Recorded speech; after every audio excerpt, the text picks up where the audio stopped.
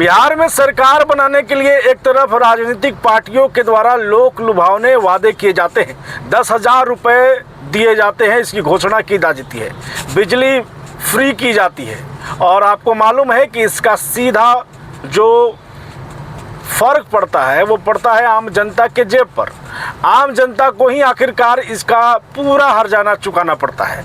नेता राजनीति करते हैं और राजनीति के दौरान वादा करते हैं और आपको मालूम है कि अब बिहार सरकार ने एक बड़ा फैसला लिया है कि अब बिहार के स्टेट हाईवे पर टोल टैक्स लगेगा।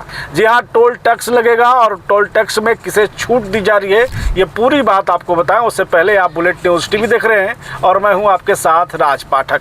RNP ग्रुप ऑफ इंस्टीट्यूशंस में नर्सिंग और पैरामेडिकल कोर्सेज में नामांकन शुरू। आधुनिक लैब, अनुभवी फैकल्टी और बेहतर प्रैक्टिकल ट्रेनिंग के साथ रोजगार की मजबूत तैयारी। बेटीज बेटों के उज्जवल भविष्य की शुरुआत RNP ग्रुप के साथ। टोल टैक्स को लेकर के कई चीजें साफ तौर पे है कि आप सरकार पर सवाल नहीं उठा सकते। सरकार ने कहा है कि फ्री की रेवड़ियां अब नहीं बटेंगी। बिहार के परिवहन मंत्री जो हैं उन्होंने खूब कहा है कि अब कितना दिनों तक फ्री में रेवड़ियां दी जाए। जी हाँ, 10,000 रुपये फ्री की रेवड़ियां थी और उसी का हर्जाना अब आम जनता को भुगतना पड़ेगा। हालांकि बिहार के मुख्यमंत्री सम्राट चौधरी ने कहा है कि इसका ज़्यादा फर्क आम जनता पर नहीं होगा, आम जनता को टोल टैक्स नहीं देना होगा। देखिए, एक तरफ NH को लेकर के जहां आम जनता भी टोल टैक्स देती है, वहीं पर स्टेट हाईवे में आम जनता को खास करके जो है वो कमर्शियल गाड़ी चलाने वाले कमर्शियल व्हीकल को जो है वो टोल टैक्स में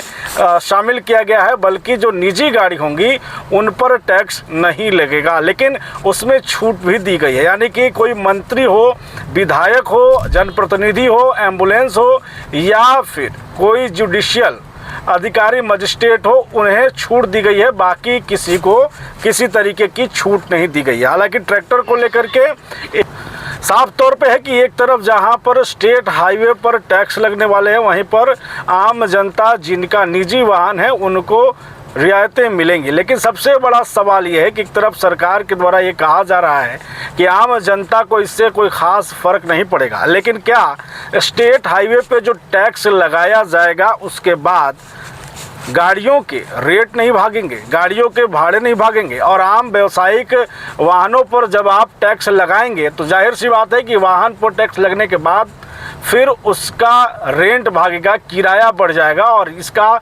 सीधा फर्क आम जनता को भी होगा। सवाल कई हैं। सवाल है कि स्टेट हाईवे पर टैक्स लगाने की ज़रूरत बिहार सरकार को क्यों पड़ी। और एक तरफ जहां पर जीविका दीदियों को 10,000 रुपये देने की योजना सरकार के द्वारा कही जा रही है, सरकार के द्वारा ये कही जा रही थी कि 10,000 रुपये मुख्यमंत्री महिला रोजगार योजना के तहत दी जाएगी, वहीं पर बिहार में मुफ्त बिजली भी दी जा रही है 125 यूनिट। तो क्या इन सबों की वजह से स्टेट टोल टैक्स लगाना पड़ रहा है? इन तमाम चीज़ों पर आप क्या सोचते हैं? अपनी राय ज़रूर कमेंट करें। क्या वाकई में सरकार का खजाना खाली हो गया है और यही कारण है कि अब बिहार सरकार इस तरीके के नए नए कानून, नए नए नियम लागू कर रही है? क्या सोचते हैं? अपनी राय ज़रूर कमेंट करें। फिलहाल बने रहें, देखते रहें बुलेट न्यूज़ टीवी।